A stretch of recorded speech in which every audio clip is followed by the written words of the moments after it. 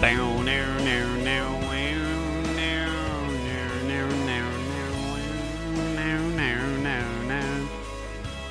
is such a good song. Such a good song, man. In My Place by Coldplay from their 2002 sophomore album, A Rush of Blood to the Head. It's also number 466 out of 500 on the 500 with Josh Adam Myers. What is up, Fleece Army? How my little fleecers doing? I hope you guys are enjoying this ride through Rolling Stone magazine's list of the top 500 albums. I am. I fucking love it. I love doing this every week. So thank you guys for tuning in and giving me some ears to talk about music to, man. Also, thank you to all the people doing the Instagram stories. Keep doing it. Take a screenshot of how you're listening to the 500 and tag me at Josh Adam Myers and give it a hashtag, the 500 podcast. Give me a 24-hour ad on your social media so we can get the word out. Today, June 26th, Today in Music in 2004, defying predictions of musical and personal implosion, Velvet Revolver, fronted by Scott Weiland, and with 3 ex-Guns N' Roses members in the lineup, debuts at number 1 in America with their first album, Contraband. The reason I picked this fact for today is I don't think I've ever been more excited about a band ever in my whole life. What got me into music and like really wanting to be in bands was Scott Weiland and Stone Temple Pilots.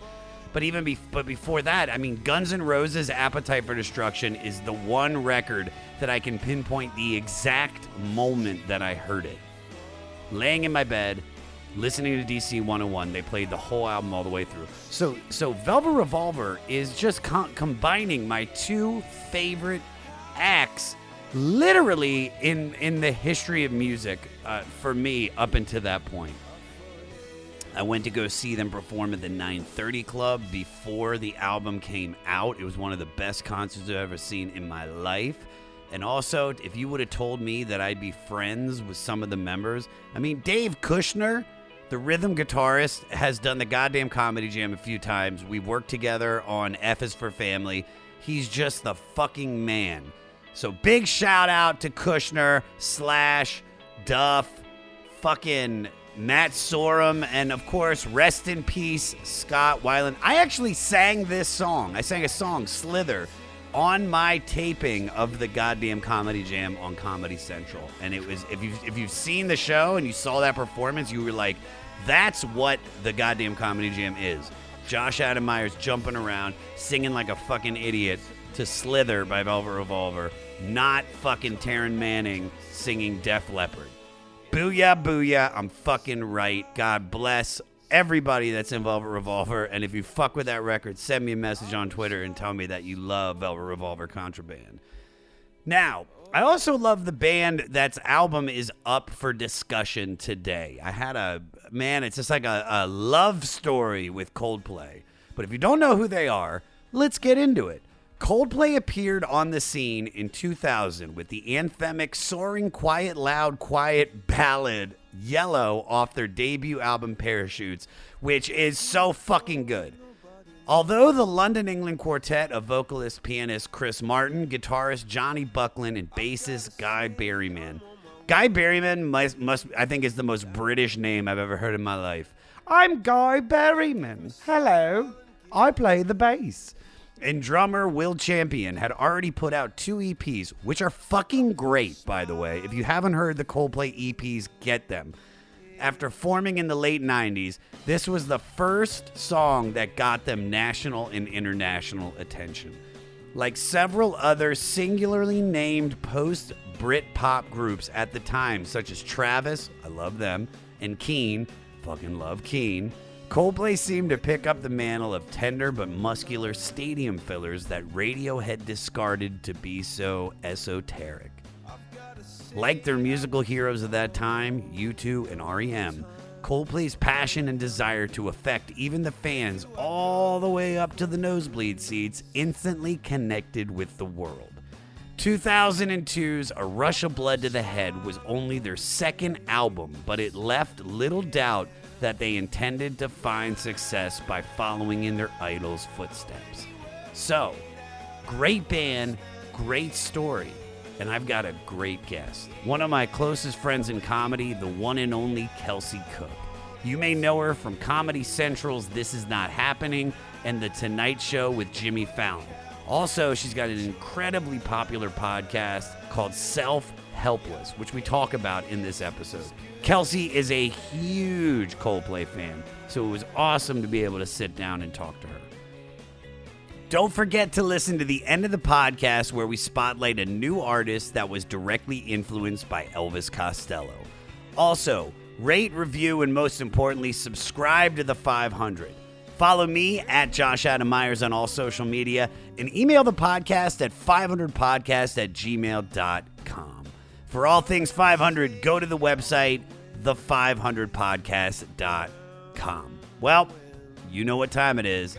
Nothing left to say, but here we go with number 466 out of 500 with A Rush of Blood to the Head by Coldplay.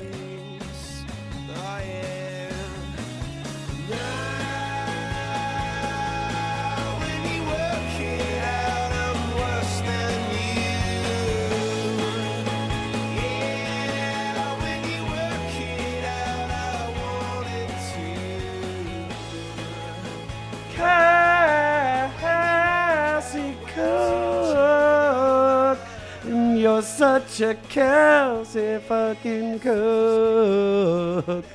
You're such a Kelsey. You know how hard it is to sing like Chris Martin? Oh, I mean, who can imitate that voice? And he lives like that all the time. He's all like, day, every day. He's like, Comcast, I've been waiting here all day between 9 and 11 to have the satellite adjusted. It's a beautiful night. Just everything's so whimsical with him. Oh God, you know? he's one of the most whimsical people in the world, and that's I think why I love him. So let me ask you, like when did you first hear Coldplay? Like how did they become? Because you're a fan. I'm a fan. Have loved them forever. I definitely grew up pretty much glued to TRL and glued to MTV. How old are you? So, Do you mind if I ask? just turned 30. Oh, you're such a youngin'. So yeah, I was too old for TRL. Okay. So you were the original. What is this, Carson Daly? Yeah, I mean, just hatched right out the egg and was there, ready for it. Like I was definitely their prime target audience, I think. So I remember the Yellow music video, him just running on the beach. And it was such an unusual video. So great. Yeah. It's like he's singing on the beach. You know, I guess it was dark and then it became sunlight. Yes. So the sun rises. Also, this is before he had his teeth fixed, so he had that horse face. And he's got those British bubble lips that are like, No, I've got a little too many gums in my mouth. and he's like, No, your skin and bone. ah, yeah, dude. Yeah, it was so unusual, and I just remember it kind of burning into my brain. And of course, obviously This song, is 2000, I think, when that came out, yeah. That song took off, that it just started playing everywhere, and I was kind of hooked right away. And then I feel like they infected the world. Like they infected soundtracks. You started to see songs there's just popping up, I feel like. Garden State soundtrack. Always. Yeah. Even like Wedding Crashers. What? You mean that scene where Owen Wilson and Rachel McAdams are trying to like not think about each other, and they kind of tiptoe back and forth between each other's rooms, and it's Sparks. Do you remember the song Sparks? Great song, dude. Oh, Dude, so I have chills just even thinking about it. It's such like, yeah. It's so good. Dude, listen. The first album is a fucking masterpiece. Yeah.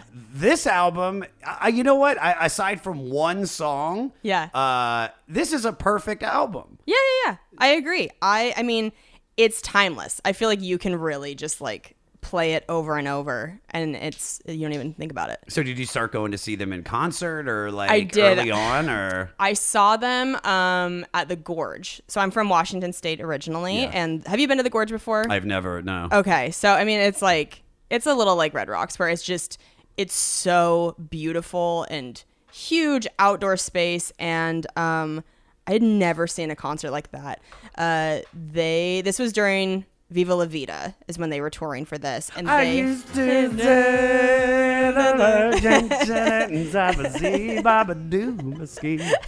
This is so fun to be on this podcast because I just feel like a little bit of like goddamn comedy jam is happening throughout it, and that just makes me so happy. This is just what's going on in my mind all I the time. love It's just it. me going,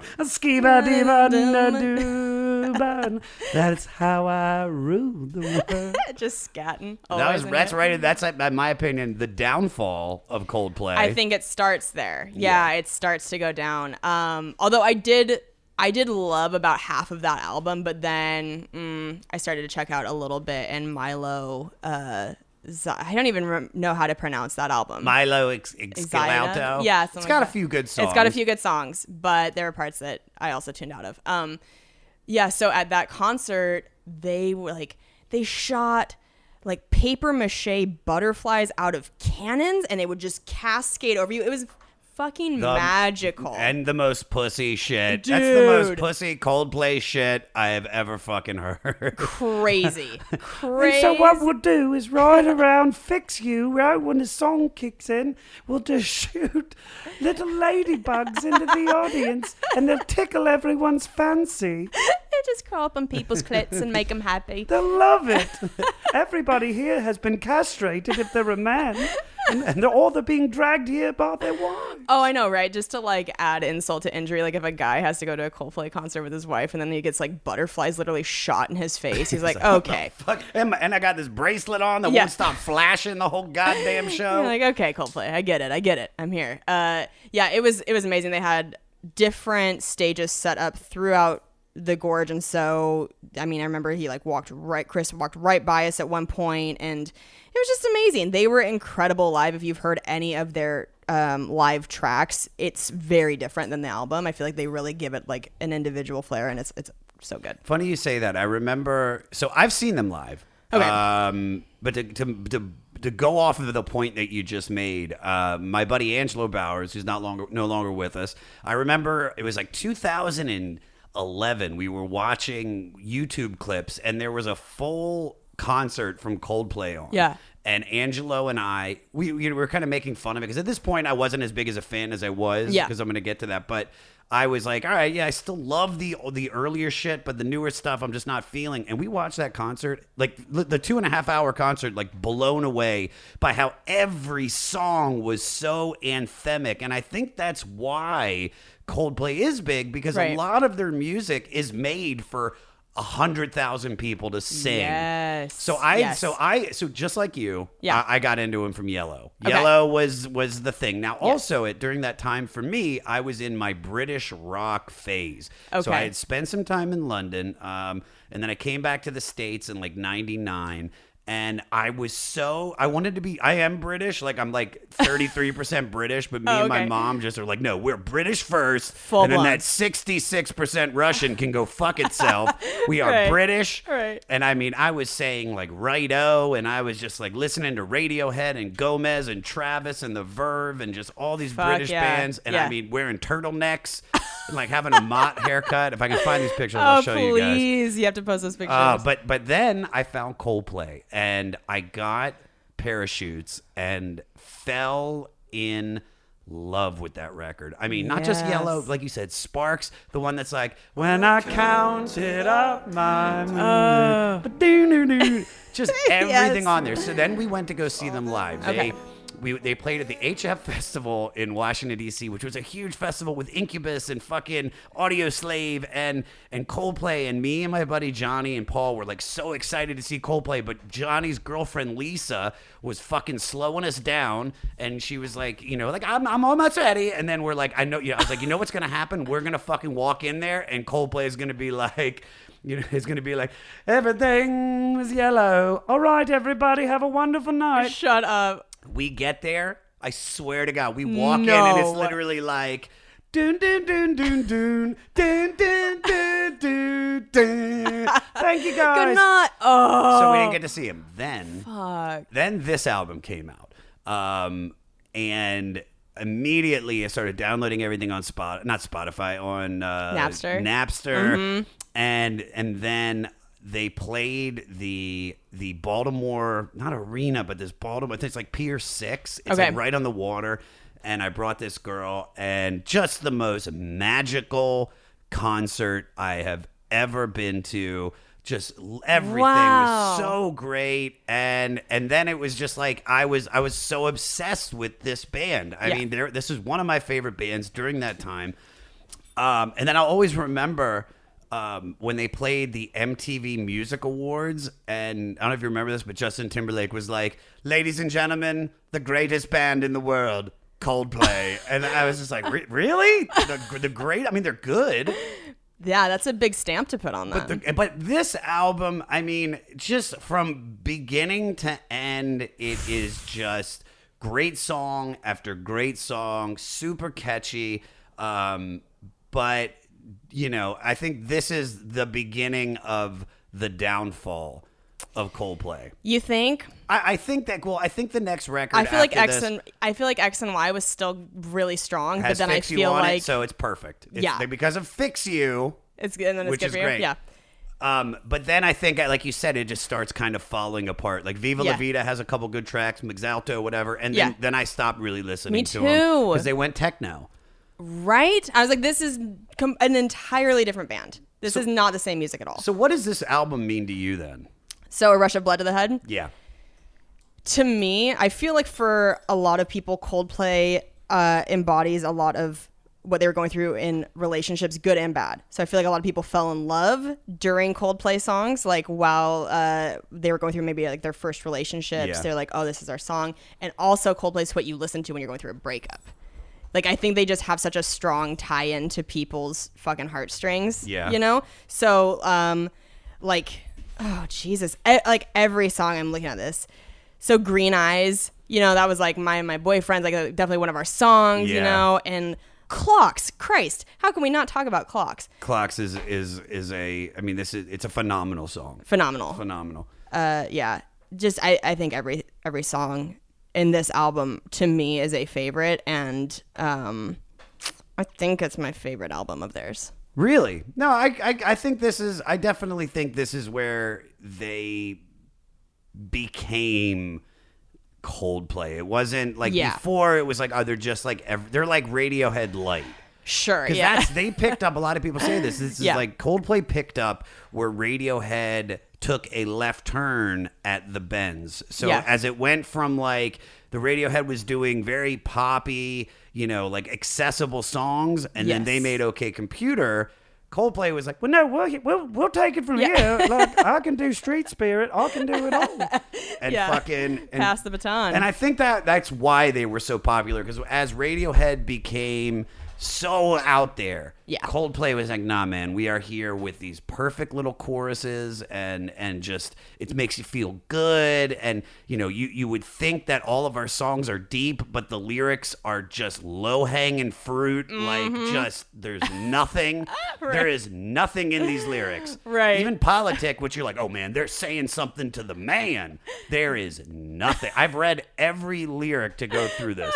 So let's do this. So our album is number 466 out of 500. It is the sophomore release, A Rush of Blood to the Head by Coldplay, released on August 22nd, 2002, and produced by Ken Nelson and Coldplay. All right, so now looking back on it, you know, it's been fucking, I don't know math. What's 02 versus, 17 years? Yeah. It's been 17 years. How does it still, like, affect you now? It's one of those things, but okay, so Clocks is still something that will pop up on the radio. It'll pop up while you're fucking grocery shopping in Ralph's. Yeah, this is like Outback Steakhouse music. Yeah. This is the music that's played while you're eating at an Applebee's for happy hour. 100%. I think Clocks still gets me every time. I want to stop what I'm doing and just listen to the song because it is so powerful. Yeah. I think. Does it still affect you that way? You know what song is the one that affects me? The only song that really affects me is Amsterdam. That's out of all of these songs, everything. And dude, I'm not putting any of them down. Like I said, this is almost a damn near perfect album. Yeah. If it wasn't for A Whisper, yeah, which is garbage.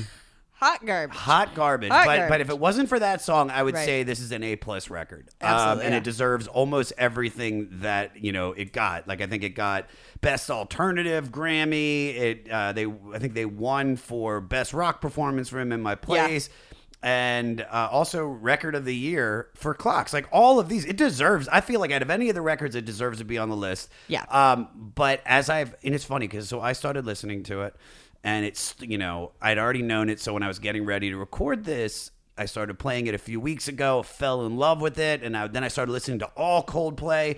And then as we were getting ready to record now, I've been listening to it, and I'm skipping a lot more of the tracks. But it's the one that's always resonated with me is Amsterdam. And then also one that I hated and now that I love is the title track, A Rush of Blood to the Head. Yes. Yeah, that one was never a super, I don't know, favorite of mine. But God Put a Smile Upon Your Face. Great. That beat is just, It's great. Yeah. It's a great song. That's like probably the rockiest song. yes, I agree. On this record. All right, funny story about me and Coldplay before we dive into the record. So literally a half a block from where we are right now, I went to go buy cigarettes at like 3 a.m. It's the corner of Franklin and Beechwood. And as I buy cigarettes, I walk by this car and there's two guys in the car and they say something to me, but in my headphones, I'm listening to Coldplay. And I'm just like, nah, man, fuck this. This is 2010, 9. And as I walk up the hill, that car pulls up from so it's literally maybe about 10 yards away from me. Yeah. And they pull a gun. It's a cholo, two cholos in a car. And they pull a gun, and I got my headphones on. So, and they're saying something to me which is probably like, break yourself, fool, break yourself. And all I heard was, When you try your best, but you don't succeed. and I'm like screaming. Oh my God. And then I run, and they shot too. And then the cop showed up, and yeah, the cop showed up. They said it was probably a random gang initiation. But just how bad would that have been for them to have to tell my parents that I'm gay because they found me dead and what I'm listening to is Coldplay? Fix using your headphones. It's like, when you know, Oh my tears God. stream. And I'm just like, oh God, it hurts so bad. Oh my God. So the song, all right, so the album, let's dive into the album. Let's do some Okay. song breakdowns. Okay. Okay, so the album opens with Politic. Probably the most intense song on the record. Yeah. I love everything about this song. I love the intro and the chorus, and I've probably sang this a million times in my car. The ending's the best. Peter, play minute 3, second 44.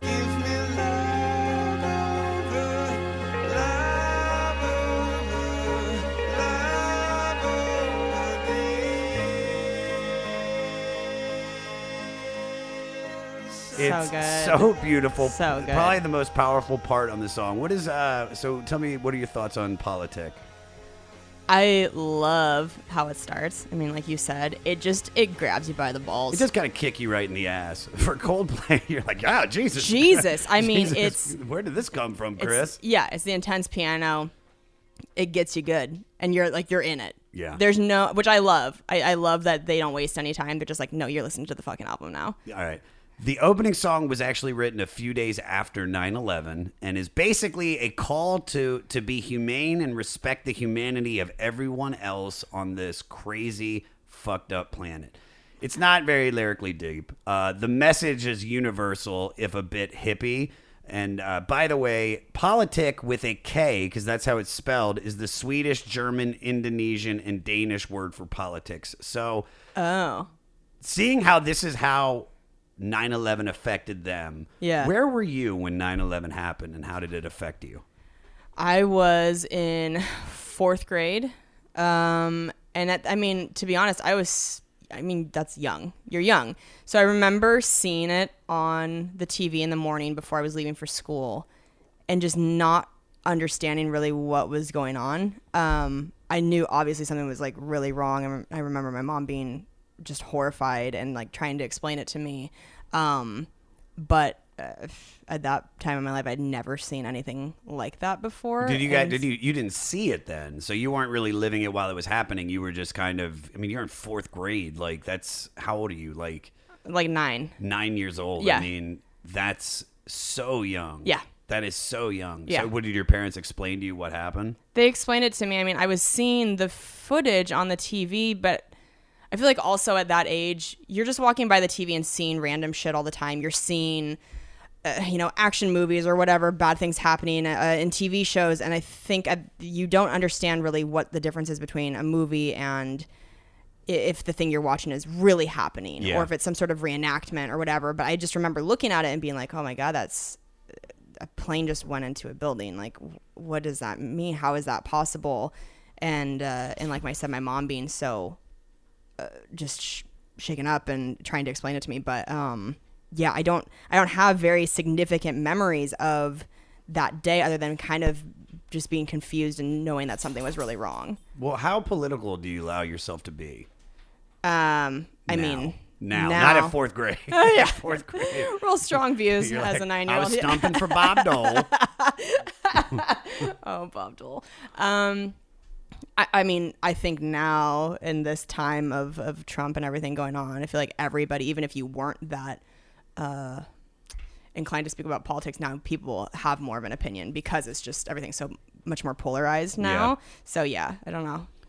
How about you? What? I have a Trump joke, but it's more about race. And Okay. just how you can. I don't understand how you can hate one race. Like, how can you hate Mexicans when there's so many shittier races of people out there? Yeah, like, yeah. Mexicans are pretty damn good compared to Scandinavians.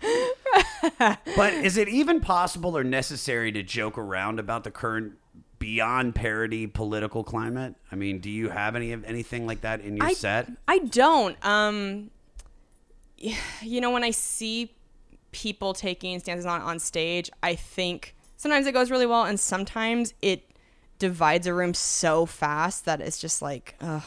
Comedy can be hard enough as is, trying to get everybody, on board and ready to go, that it was never a thought of mine to really talk about it on stage. And also, I feel like a lot of people look to stand up as a place to kind of escape.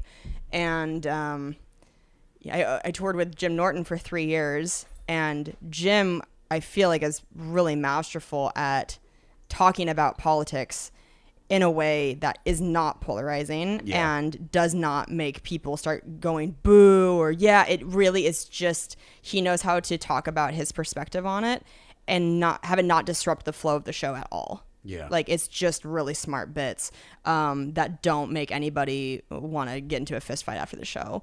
But I just, for me personally, haven't felt like that's something I really want to talk about on stage. And who knows? And maybe in 2-5 years, I might feel totally different. Do you pay attention to what's going on? I do, but it's not something I put enough time into, I think, to go, oh, this is something I really want to actively write about. No, I understand. I when I wrote the Trump versus Mexican bit, it was when I was watching a lot of CNN and I was just mad. Right. And so that was just my truth at that moment. And now it's like I read the Washington Post. I pay attention to what's going on. Right. But I don't let it consume me, because a lot of people do. And I see that online. I mean, you go and, there's so many people that we grew up with, on Facebook that are having wars. Yeah. When they should just listen to Coldplay. Cry it out. And get out of it, because all they have to do is put on track number 2, which is In My Place. Thoughts on this? So good. I feel like everybody has heard this song. Whether they know it or not, you've heard this song. This is one of those songs that I've always wished somebody would do at the goddamn Comedy Jam, because it's just the way it starts. So when I was listening to it in my past, I just wrote, come the fuck on. Another anthemic banger. This is Coldplay probably at their best, singing about love. I agree. Anytime Chris is singing about love, it's like Politic is a good song, but he's not saying anything. If they called it Politic and they made it a little bit more intense, and that's their version of being political. Yeah. In My Place is a perfect Coldplay song. It's an evolution of Yellow and everything off the first album. Mm-hmm. It just feels so fucking good. This was the first song they wrote for this album, and also the first single from the album, and it won the award for Best Rock Performance by a Duo or a Vocal Group at the Grammys. Wow. Peter, this is my favorite part. Peter, play minute 2, second 44 when they bring it down and kick it back in. Oh, yeah.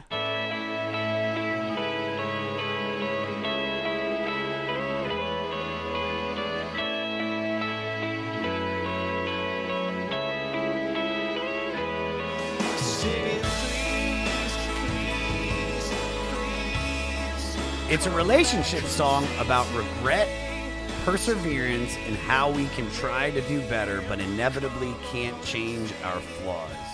What are some of your flaws or defects that you recognize and have to work on? Ooh. In relationships or just in general? In general. Shit. I feel like my perfectionism really like fucks up a lot of my life, and then in turn kind of fucks up things for the people near me, because like I'm so hard on myself, and then I think I hold people around me to sometimes like unrealistic standards, and perfectionism just it kind of steals joy from you. Like nothing is ever good enough, and I do feel like a lot of comics, like, do you feel like you struggle with perfectionism? No, I'm very imperfect. I like when it comes to things that when I'm excited about something, I'm like, this is the way that I want it to be, and so I see it. And usually when I come up with the idea, nothing really changes. It's just I've been carrying the same torch from the beginning to the end. Yeah. I always want to do well. Yeah. But it's not like, I don't like if I have a bad set, like I'm always aiming to just to go up there and have fun and kill. But it's like if I do okay, I'm at the point where I'm like, meh. Right. Yeah.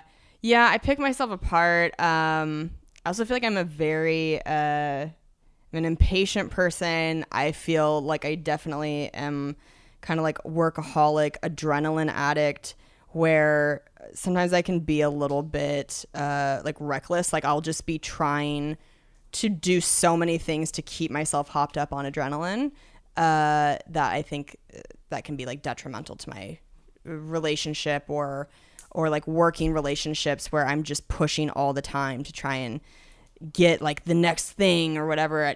I think in this social media time, you're seeing people all the time getting opportunities, and you're like, okay, well, I want that. Yeah, but that's not real. I know. You know that, right? Oh, yeah, You have to accept that. I used to sit there on if you're on Instagram and you're looking at other people's lives and getting depressed, just know that is not real, everyone. That is not real. It's completely fake. Everybody's touched up. Everybody's been holding on to these fucking, pictures from when they went to Cabo San Lucas, and they're just slowly releasing them throughout the next 6 years where it makes it look like they're doing shit. But nobody's doing anything. There's like 3 people in this world that are doing something. Yeah. And they're not even really doing anything. Right. They have people that they've hired to help them do a bunch of that shit. Yeah. I've gotten to a point where I'm okay with what I'm doing, and as long as I'm putting love behind any of my work, it doesn't bother me if it, of course I want it to do well, but if it fails, you just come up with something else. Yeah. Very, very true. But let's take this into relationships now. Okay. This song's about regret. Do you have any regrets about ending certain relationships? Now, I know you're engaged. Mm-hmm, yeah. But let's not, it could be friends. It doesn't just have to be lovers. Sure. I don't think I have regrets on ending relationships, because I'm very stubborn. Like I'm a fighter. Like if something's going to end with me and a person, it's because it really like got to a place where it actually needed to end. I feel like I don't bail on shit easily. So like my first relationship, it had really run its course. Like how long ago was this? Oh, that was, end of high school into the beginning of college, and it was just obvious that like we were so young and our lives were growing apart, and like it really was the right time. And then my second big relationship was like end of college into right out of that, and it was with somebody who had borderline personality disorder, and I didn't know that he had it until after I got out of it and I got into therapy to try and figure out like what the fuck I had just been through. So that was a situation where I definitely did not regret ending that relationship when it did, because, it probably should have ended sooner, but being with somebody who has borderline is so complicated. And if you have not been given that roadmap before, you don't know what the fuck is going on. I dated a girl with borderline. So Oh my God, dude. It was like there's black and white, there's no gray. I hate you, don't leave me. That push pull. That's like the number. Like I think the number one book on borderline is called "I Hate You, Don't Leave Me" because it's this That's constant. a perfect. Yeah, that's it. Right? Isn't that in a nutshell? And if there are people listening who have borderline, I never ever want to like make people feel. We're not trying to demonized. shit on you, no. Yeah. But you're crazy. You're fucking. Just see gray. I It's know. gray. You can't be right all the time. So I have a podcast called Self-Helpless, and we actually had one of our listeners on who has borderline and who has been in therapy specifically for it. And he was fascinating to talk to and kind of understand some ins and outs of the personality disorder with somebody who knows he has it, is in, treatment for it. But that fucked me up for a long time. Yeah. So, but I don't regret that relationship. If anything, so, I'm getting married next month. I've been with my guy for over 7 years. I met him when I was 22. If anything, this isn't a regret, but I do wish I had met him later in life because it's tough, I think, to be in a committed relationship your whole 20s. Because that wasn't so you wish you could have fucked more. Yeah. Well, I mean, I have an open relationship now, so I repaired that I hope situation. he's listening to this and he's like, what the fuck? No, he knows. I think we feel the same way, but like, we have an open relationship now, but But you have an open relationship? Yeah. So if you're on the road and you meet a cute guy, you can fuck him? yeah. Okay. All right. I guess and you said that so matter of fact, like, yes, we've talked about it and we're completely okay with it. That's Yeah. How do you become okay with it? Who brings that up first? We had kind of eased into it over the years. The first 2 years of our relationship were not open. And I think that's pretty normal because the beginning, you're so infatuated. There's so much novelty. And then, at least for me, I was like, wow, I met him when I was 22. I was not planning on meeting this person so young, but I had never been more like in love with somebody and felt like, oh, I could really spend my life with this person. However, I wasn't ready to stop having like all experiences in terms of like, romantically, sexually. And so a couple years in, I started to kind of bring up like, what if it was like you could make out with people? Like you can just have like a drunk make out. And he's like, yeah, okay, that works for me. And so that was that for like 5 years was, if we're on the road and you want to have a drunk make out, it's no problem. We just didn't want to like know. It wasn't one of those, it's not like a cuckolding thing where I get turned on to hear about it and vice versa. It's just like, we don't own each other. If you want to have an experience that doesn't negatively impact our relationship, then like, why the fuck not? Like live your life. And then more recently, in the last couple months is when we started to be like, like if you're in a situation and you like really want to have sex with this person, and again, like it doesn't negatively impact our relationship, then like do your thing. It's just, I think you get to a different place when you've been together for so long because you start to look at like the really long game of it. Yeah. Like, how do we do this truly for like another 7 years and another 7 years without resenting each other? Again, it's not something that we do to like turn each other on. It's just the idea that even though we are together and love each other so much, that we still are our own people and, still can find other people attractive and have stuff like that. Yeah. Well, speaking of loving somebody so much, Chris Martin is a huge fan of the Liverpool band Echo and the Bunnymen. And reportedly, Martin wore lead singer Ian McCullough's coat while they recorded this song.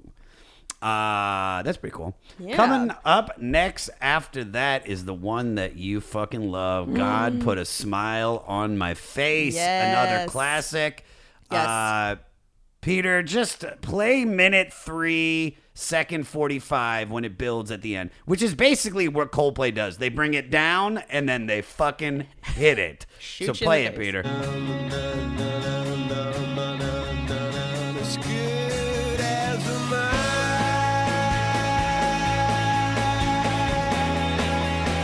As good as a man.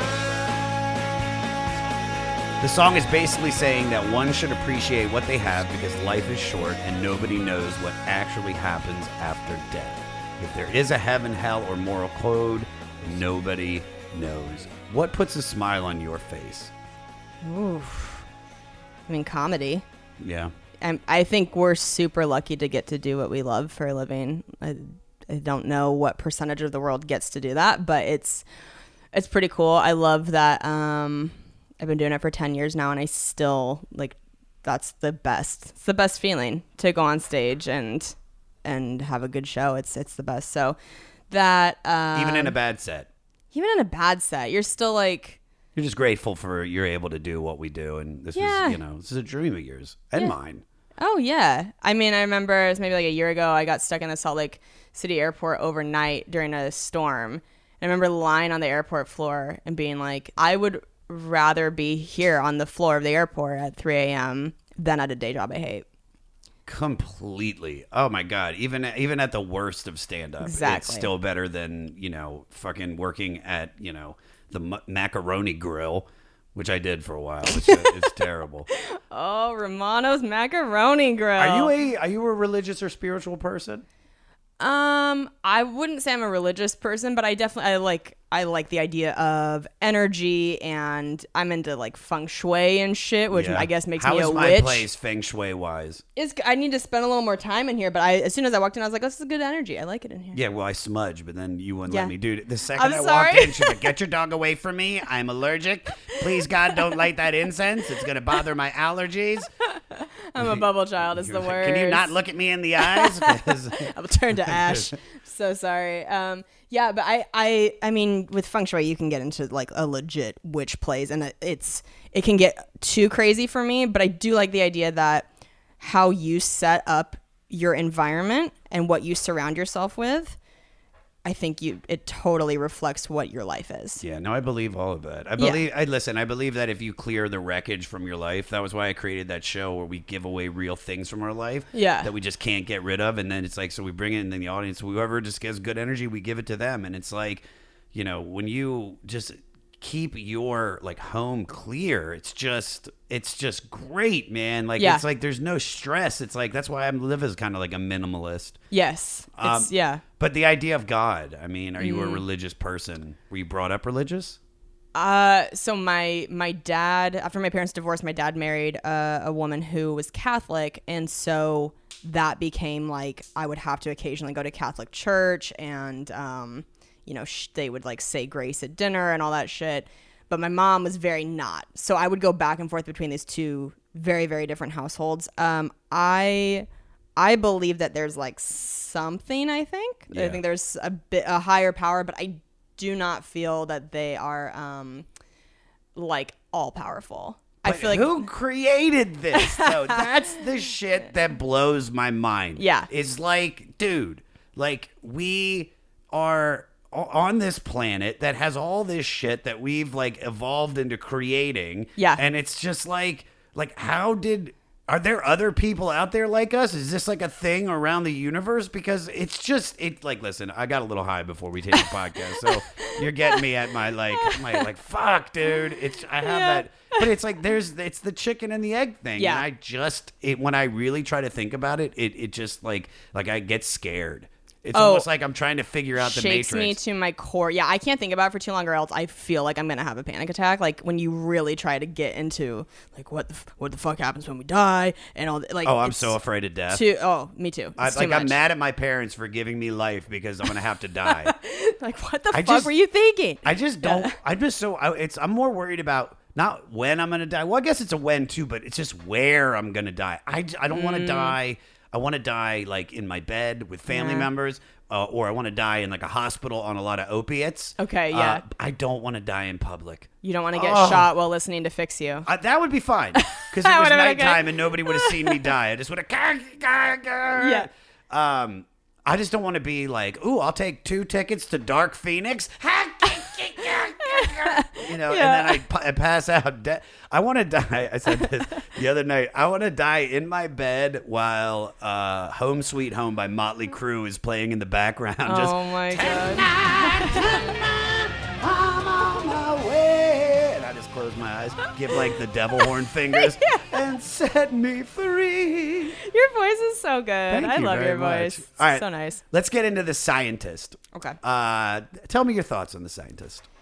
Can we play just a little clip? I want to get the vibes again. Sure. I like Peter, the feel. Peter, play the beginning of The Scientist.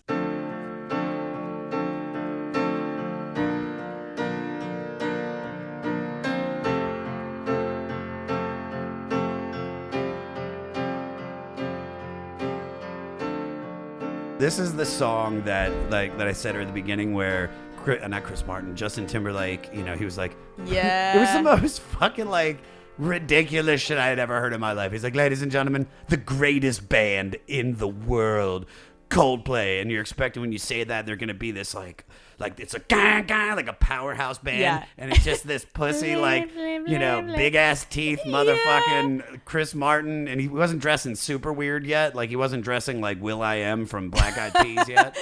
But Yeah. you know what? I want to say this. Like I used to like this song. I don't like it anymore.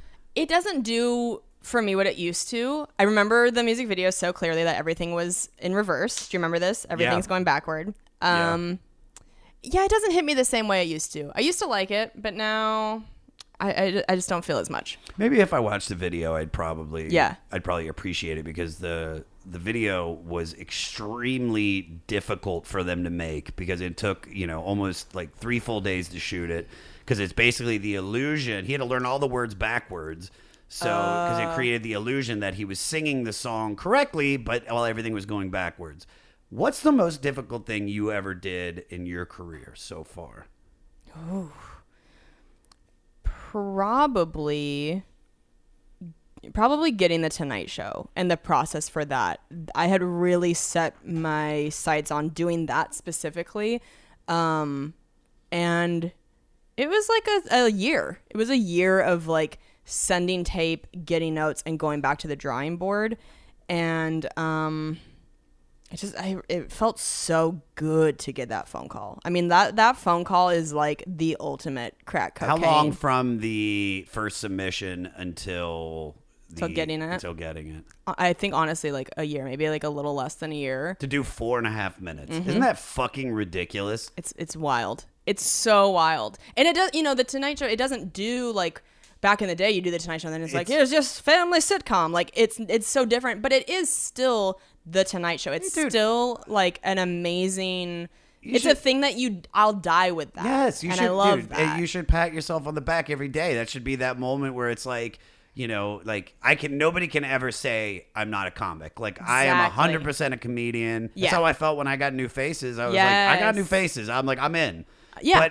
But then the Tonight Show, it's regardless of the reach, because now there's so much other shit out there. Right, so different. It's like, you know how bad I want to do Conan? I want to do Conan so bad. And Yeah. it's not going to do anything for me, but it's just, I just need it. Yeah, it's and funny. I'm going to do it. You will. And it's funny. Like you're saying, it won't do anything for you, but it will do something for you. Sure. Because it's a validation. Sometimes in this job, it's like you have to feel validated for you. Yeah. Just that like you accomplished a goal that you set your sights on, and that feeling is powerful. So, Completely. Yeah. So what was the most difficult thing about that?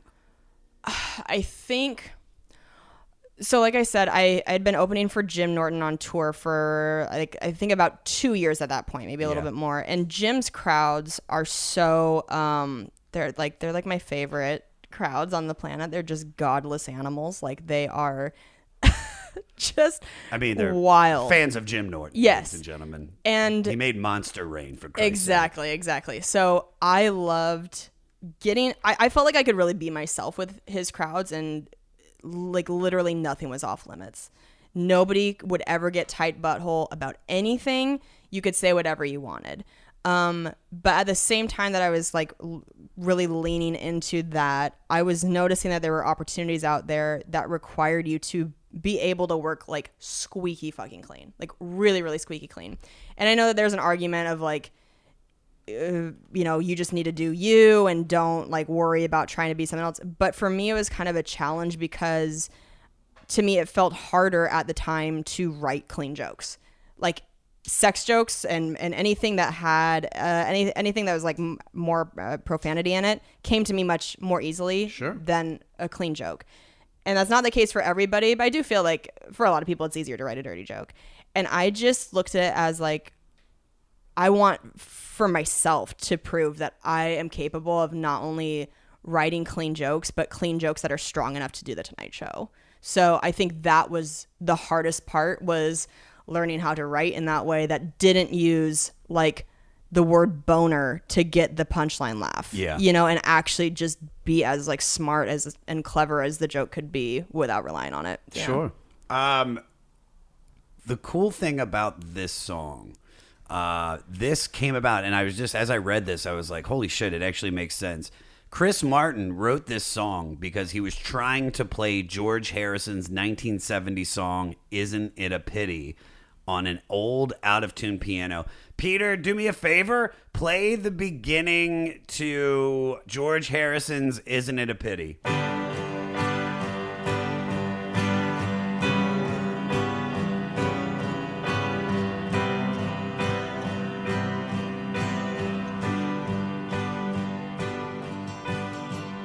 So yeah, it sounds exactly like it. Yeah. So you can definitely see when he did that, and Yeah. why he did it. The next song, Clocks. Tell me your thoughts on Clocks. Oh, clocks. Classic. Why is it so important to you? Why does it, is it associated with a memory, or is it just being a kid? I think being in high school, and maybe it was middle school, but just that piano, there's something about it that it like moves you to tears. Like, I feel like it doesn't even matter if you're going through something emotional as you're hearing it, but the first few times I heard that, I remember being really like, wow, I have chills all over my body listening to this song. You know what's funny? It almost didn't make it to the album. The band had already completed 10 songs that were ready for the new record, but when they thought that the album needed something else, because they were really looking at the album like it was rubbish, while they were trying to figure out how to fix it, Chris came up with the piano riff late in the sessions and was going to save it for the next album. But Phil Harvey, Chris's childhood friend, creative director, manager, and unofficial fifth member of Coldplay, heard the demo and encouraged him to do anything he had to do to finish it and include it in the album.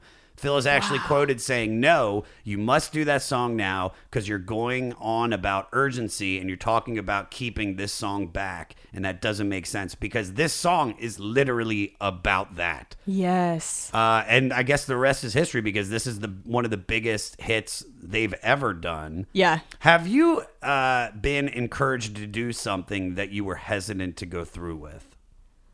Ooh. Yeah, for sure. I mean, maybe I'm just trying to think, probably doing Risks of Fury. Honestly, I have a foosball web series. I love it, by the way. I just love Jaron. Oh, God. Kelsey is a award-winning, ranked national fucking foosball player. Yeah, it's a weird thing. Because it's like your mom. Not to go in too long because we've only got a little bit of time, but my parents met playing professional foosball. It's the reason I exist. See that girl with them wrists? See that wrist action? Imagine that on my dick. Rip it clean off. Yeah, it's such a weird part of my life, but I had people telling me forever that I should be writing a joke about foosball. I should be doing a web series about foosball. And I think I was just stubborn and thought it's the least relatable thing I could talk about or do. Why would I do it? I was just, for some reason, I really had this this boner for being relatable and you can only talk about things that people also do and that they get. And I forgot that there's this whole category of shit that you should talk about that's just fascinating. People are fascinated by the fact that professional foosball exists and they want to know more about it. So John Heffron is the reason I started Risks of Fury, because he was like, I don't get why you have not done something with this yet. And he kind of he guilt tripped me a little bit, and I needed it. I needed somebody to be like, it's dumb for you to just be sitting on this. You should do something. It's not that hard. Put something together. And I just sat down and did it, and now it's with All Things Comedy, and I love it. It's not about the foosball. It's about you. You're likable, so watching you play and beat people, it's funny. I don't expect it to be a good game between you and Dean Del Rey. Nothing against Dean, because I love him to death, but he might be good. He looks, because he's actually pretty good. Yeah, he is pretty good. Oh shit! Have you hit you on the five hole? Just kinda. Yeah. Some listeners thought that this song was a ripoff. They thought it was lifted from Windham Hill recording artist, new age musician Alex DeGrassi's 1981 composition Clockwork because of some of the musical elements. Oh. But This is, like I said, about urgency and Yeah. time. Yeah. What in your life came at the perfect time? Oh, probably meeting my fiance while I was in my past relationship with the borderline ex. So I met my fiance like 6 months before we actually started dating, and I met him at an open mic. Remember just being like, God, there's something about this guy. Like, he seems awesome. I'm super attracted to him. And then like didn't see him again for another 3 months, and I was still in my relationship. And I just had that thought in the back of my mind of like, I feel like what I'm in right now it's not the right thing for me. And this isn't a good relationship anymore.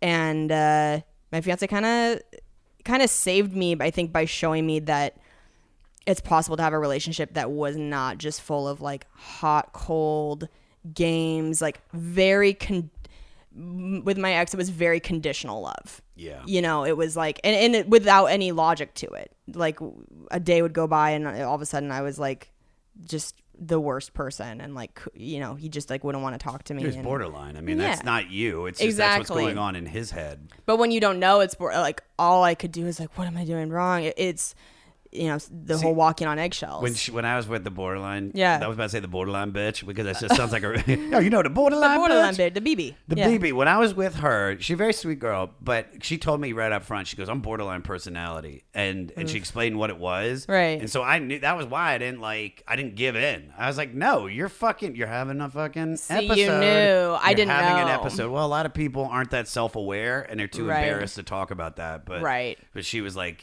you know, 2 days after meeting her, she was like, I love you. Let me tell you everything about me. She's like, on my Yeah. computer, I have a picture of Brendan Urie's dick, and that's the lead singer of Panic! Yes, at the Disco. yes. Oh my And I was God. like, well, delete it. We're together now. She goes, hey, it's a famous dick. I mean, I write something that you never heard of. All right, let's move ahead. All right, that then is followed up by Daylight. Great song. Once again, the lyrics are cheesy. He's saying, to my surprise and my delight, I saw sunrise, I saw sunlight. That's the whole song. Right. Green Eyes. Oh, Them Green doing Eyes. a very country rock vibe. It's people thought this was about Gwyneth. But no, this song is about someone completely else because he wrote Moses about Gwyneth. And people also say this is about Johnny Buckland. I have no idea who the fuck that is. I like those two songs. I like Daylight. I like Green Eyes. And then you get Warning Sign. Warning sign. Peter, So this is one of good. my favorite off the record. Peter, play the first verse. A warning sign. I missed the good part, then I realized I started looking and the bubble burst. I started looking for excuses. In the song, he broke up with somebody and he now regrets it. And there's a whole Yes. lot there. What in your life do you regret? I've gotta tell you what a state. This is tough. I mean, we talked a little bit about things I don't regret. Like, I think you asked if I ever regretted ending certain relationships, and I don't feel like I have regrets with that. Things I regret. Sticking the For sure. what is it? Tell, The just- manicure tool? Yeah, go ahead and tell everybody quickly. I you do. You can watch this on Comedy Central, by the way. Yeah, I do regret this, and I don't regret this. When I was in high school, I tried to masturbate with like a handheld manicure tool, and it made my pussy swell shut, and I had to go to the emergency room. So that was like my first experience with masturbation. I found out I was allergic to latex It's that just way. some random. Just a fucking- nail file thing right up there. It looked like a dildo in my defense. It really does. It's the relaxor. Yeah. It looked like something that you would put in a hole. And I did. And so I regretted that for about 10 I love that years. you said that. You know, my water bottle looks like something you stick in a hole, but that doesn't mean you have to put No, it in there. I've learned that. I learned that You're now. looking at it like, that should go in the hole. That should go in a hole. That Well, Buddha over there that with the round head, that's put him in my hole. That's a good girth on that Buddha belly. I mean, at that age, I think you're just trying to figure out like what fits in there and what feels good. You're young. You're young. Yeah. You got a hole. I regretted that for about 10 years because I was so. You need to call your first comedy record, You Young, You Got a Hole. You're young. You got a hole. You're young, you got a hole. You got a hole. I regretted that for 10 years because I felt so alone about it. I wasn't a comic yet. I was just horrified. Maybe it wasn't 10 years, maybe about 5. I regretted it. And then once I started to tell my friends and they were laughing so hard, I was like, oh, there's something here. This is funny. This is funny to them. They're not like, oh, like you're gross. Like how embarrassing. They were like, that's hilarious. You should tell everybody. And so then I eventually worked up the courage to tell it on stage. And then that became the story I told on This Is Not Happening. So I regretted it initially. And then I ended up not regretting it because it got me my first like Comedy Central credit, which was so amazing and fun. I couldn't tell you how many stories I've told on different podcasts that bring so many people joy, so much joy to so many people, right? That used to like make me feel Horrified. like such a loser, and like this is why I'm not a good person. And now it's like you take the bad and you turn it into something good. Yes. That's the key to all of this. You know yes. what I mean? Don't look at all this stuff. If you shove something in one of your holes when you were younger people, it's all right. You're not a bad person. Yeah. Well, I get people who come up to me after shows, you know, when I was telling that, and they'd be like, oh, thank you. I put my father's shoehorn in my asshole. Really? A shoehorn? I mean, people were telling me, I put a carrot, I put a hotel remote control. I mean, people were shoving weird shit in holes, and I made them feel like they weren't a freak, and it was nice. It was nice. All right. Then the song goes on to a whisper. This is my least favorite song on the record. If the album would be an A+, if it didn't have this. I agree. Then you have A Rush of Blood to the Head. Yeah. This one grew on me year after year of listening to it. And musically, this is basically Chris trying to do a homage to Johnny Cash. And if you listen to it, and then you find out later on XXY, they wrote a song specifically for Johnny Cash. The one that's the hidden song, For You I Wait Till Kingdom Come. Yes. So this is basically their homage to that. Okay. And then you have my favorite song on the record. I mean, because there's a few that I just love, but Amsterdam is something that I wish I would have learned on piano to impress people. Yeah. Because it's such a beautiful song. Peter, play the part right when it kicks into the big finale. Stuck on the edge of this horrid shade, and I'm on my way back down again. Goosebumps. Yeah, This whole album is goosebumps. You know, to if me. you want to shit on Coldplay, you can go ahead and you can make fun of them. There's a lot of stuff to make fun of. But man, you know, something like this, something like Fix You when it kicks in, the tears stream down my face. I mean, I've cried to that. Oh, because it's just Violet it's Hill. so- Do you fuck with Violet Hill? I do, but I wouldn't put that on the same fucking level as Fix You in Amsterdam. No, I wouldn't either, but I And a love. long and dark December. But when that, like, it cuts out at the end and it's just I took my love down to Violet Hill. And it just goes quiet. Oh, you just get chills. You know what? One I really like, the final song on that record, Death, and all of his All friends. his friends, yes. Oh my God. Some girl had it on her MySpace page as like her theme song that I was trying to fuck. And I was like, oh shit, I didn't know this was on the record. And I started Feeling listening things, to it. yeah. So all in all, I mean, you go Yeah. through this album, it really is fantastic. Do you want to do some facts? Yeah, let's do some facts. In my facts, the facts that I couldn't fax, I would fax for you.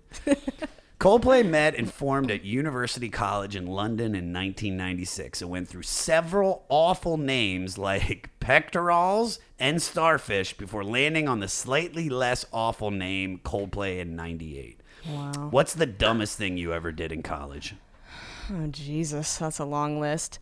I got alcohol poisoning on my 22nd birthday and woke up wearing some dude's shirt, and I didn't have my phone or my purse, but I was in my apartment. I didn't have my keys, and there was a little note card next to my face that said Jeremy with a phone number on it.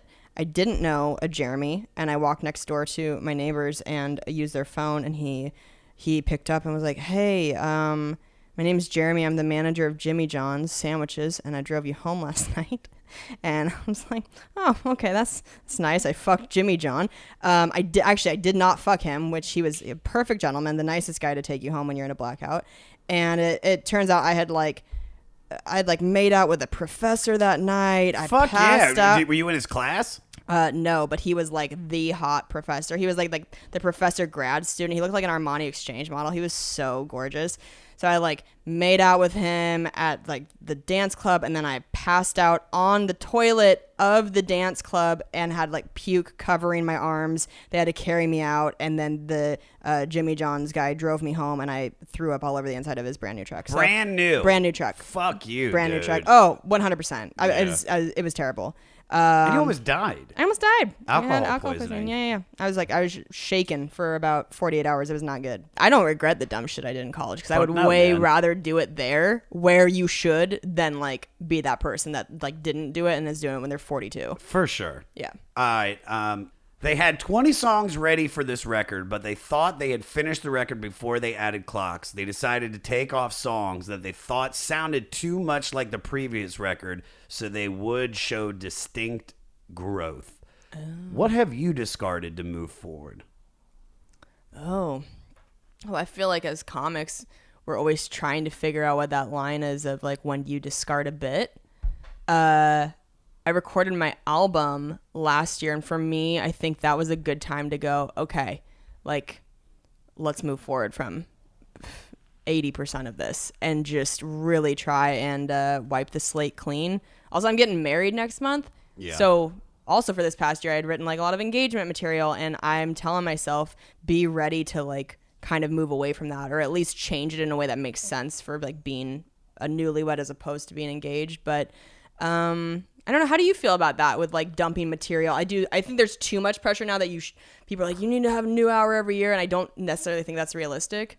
I mean, I've only recorded, 6 minutes on Comedy Central that hasn't even come out yet. Okay. So, I mean, when I record it, that's when I'll get rid of it. I'm constantly writing. Yes. I'm not doing like shit that well, that's not true, because there were premises. I found my old joke book and I saw old premises and I was like, man, this is good. Right? Why couldn't I do that? And you're just like, oh, well, I wasn't mature enough as a performer. Exactly. So now I brought some of that stuff back. That's and great. made it the 11-year vet, Josh Yeah. comedy. And so I don't think you ever have to give up on something. Right. But I mean, I think that as a performer, if you're talking about dropping, I dropped the idea that I had to be a clean comic, and I dropped the idea, and because when I did New Faces, and everybody was like, we don't know what to do with you. You sing, you're dirty. Like, what do you know?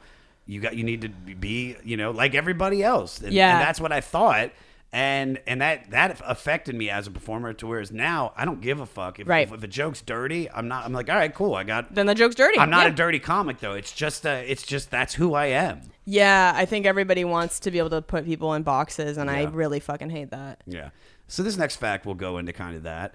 Because they were striving for such an ambitious level of output, the strain on the band was immense. According to Chris Martin, sometimes practice sessions ended abruptly with one or more members of Coldplay threatening to quit. When are some moments? I know you wouldn't think that, right? They just seem like, so peaceful. You can go fuck yourself. oh, really? Oh, really? And then they just frolic. You want to put the song Clocks on when you just did a song called Daylight, and that's about the same thing. It's like, it's not the same song, man. I mean, this one's about daylight, that's about time. Man, the sun comes out, the sun goes down. It's time.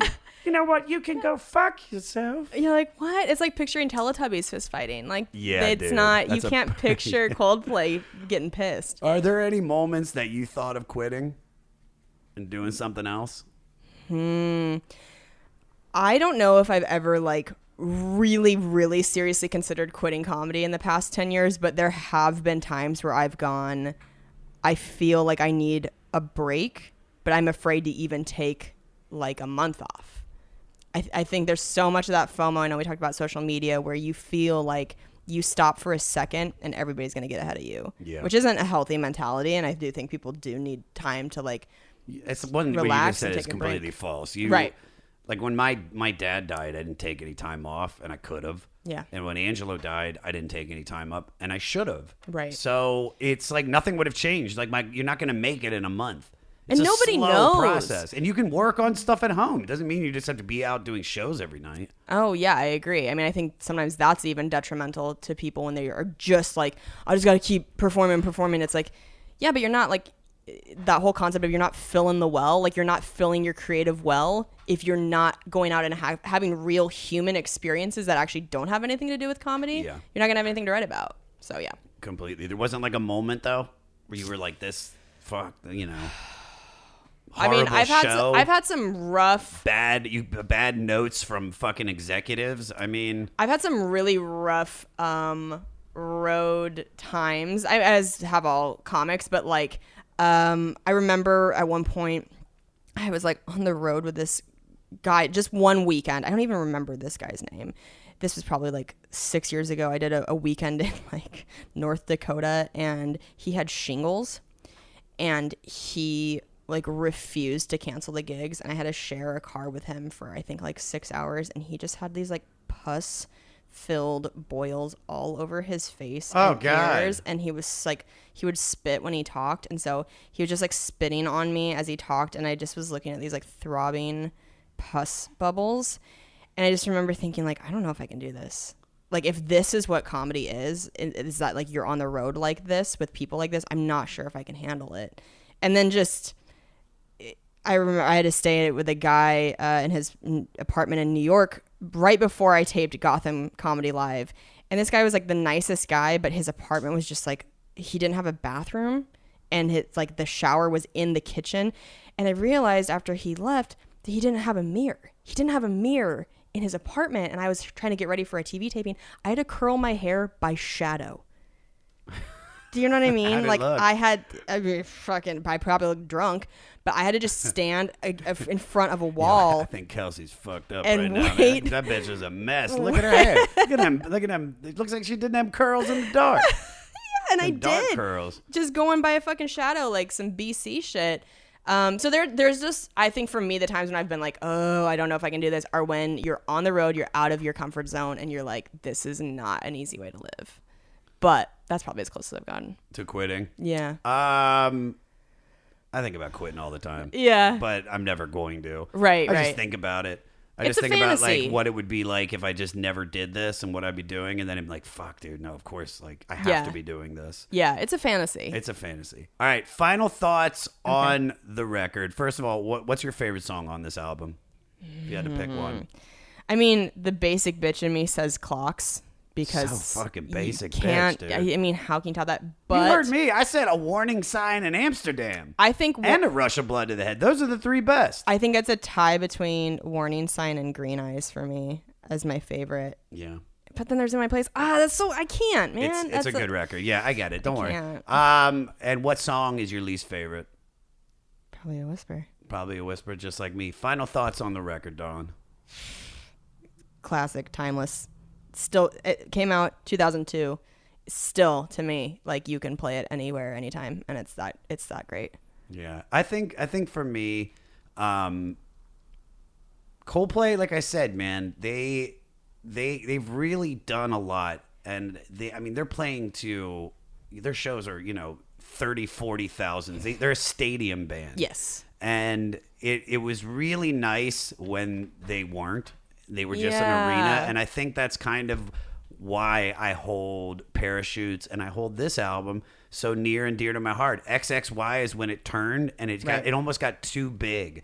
So it is, and then it went electric, and then like that one. There's one album, Ghost Stories. I don't even fucking listen to that. Me dude. neither. I tried, and I was like, I zoned out from this first second of it. I was like, oh, this isn't it. Yeah, I look at this. I look at this record, this and the first one, as just perfect, like loving and just comfort songs. Mm-hmm. It's almost like matzo ball soup. It's just Yes. so comforting. Oh, for sure. You feel like you're being wrapped in a nice warm blanket. And And it felt special. It yeah. wasn't as mainstream. I feel like it's like, some of those later tracks were featured on like Now That's What I Call Music. And I think when it gets to that point, you're like, oh, it's for everybody now. Whereas the first 2 albums, you're like, this is for me. I felt like, like, it felt more that's a personal. perfect way to say it, is that I definitely thought A Rush of Blood to the Head was just like, it's like me and maybe like a few other people that are listening to this. Yeah. Nobody knows. And then Justin Timberlake's like, the greatest band in the world. God damn it, Coldplay. JT. Yeah. Kelsey, you're great. I'm so Aw, happy thank you we for got to having sit me. down This was and, so and fun. talk about Coldplay together.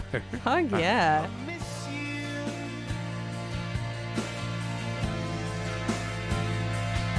Yeah, the truth is,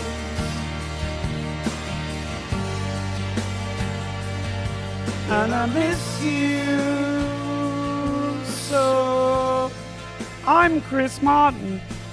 One more time for our guest, Kelsey Cook, everyone. Chris, get out of here, man. We don't need you. Okay, I'm leaving. I'll do it. Kelsey Cook, ladies and gentlemen. For all things Kelsey, go to her website, kelseycook.com, to find out what live shows she has coming up. Also, find her on Instagram at Kelsey Cook Comedy and on Twitter at Kelsey Cook. And make sure you listen to her podcast, Self-Helpless, anywhere you get your pods. I'll be posting her mixtape track listing link. And for all things 500, go to the website, the500podcast.com. Email the podcast at 500podcast@gmail.com. And follow me at Josh Adam Myers on all social media. And if you want to find all things Josh Adam Myers, go to my website, joshadammyers.com. And don't forget, subscribe to the 500 on your favorite platform. Also, if you're on Apple iTunes, fucking give us a review. Please, dear God, review us. Follow my writer and my boy Morty at DJ Morty Coyle, and check out his Instagram page at B and Daddy Cartoons, where him and his daughter B sing songs. Now, we just listened to Coldplay from 2002. Here is an artist that is directly influenced by this album. Here is Luke Sital Singh with his song Lover. And if you're in a band and were directly influenced by one of these albums or artists and you want your music featured on the 500, send us your song to 500podcast@gmail.com and make sure you put the album and the artist that influenced you in the subject. Next week is Magnetic Fields Week with their 1999 doozy of a record, 69 Love Songs. It's a lot of songs, guys, but listen to it because they're fucking good. So you definitely have homework to do. Stay fleecy. How we always get here.